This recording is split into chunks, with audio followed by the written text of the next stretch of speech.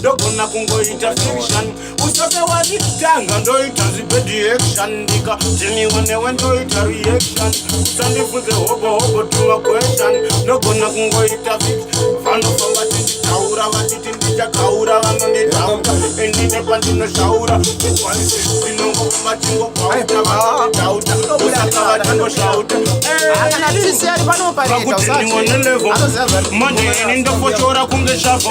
ndakavaudza karandimikwena defo ndongosetakazmahaya levo mura toothpick ndinenge ndiri mucheki ndatsaninge matsaka ndomachisa chiki ndomanwisa ink ine njimwa madringi ndobva ndavadyisa singi like atingi teushingi vaudze kote nepanosika ndosiya matsaga akastika nasi ndiri mumucheki ndakapika plasi zangu ndezvamwari saka ndikovheka ndine cheni yangu kana yemlt ndorowa mangoma zvisina limiti vaudze kuti ndapinda chavati tititi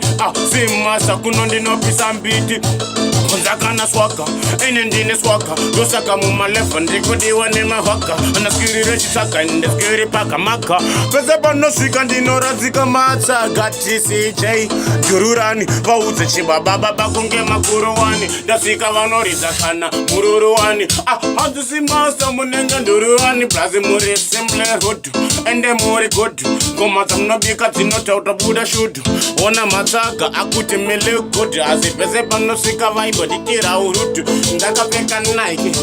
pasaidi pemaiki vaudze kuti ndochovha maredhimu kunge bike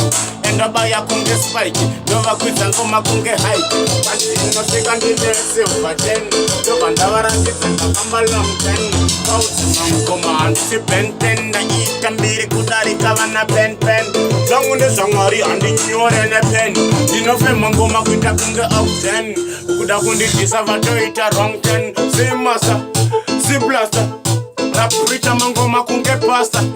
disaster dinotolasta amise bun paped action vaudze kuti ngoma ndikuita fiction yati ndingovaratidza ndiri musician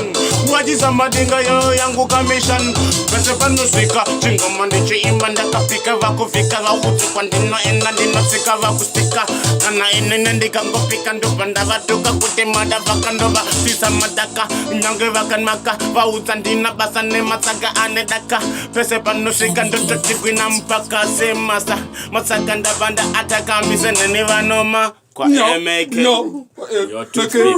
vaudze matsaga tomadyisa jikika plus tomamwisa ingi tichimwa madrink like Titanic they will sink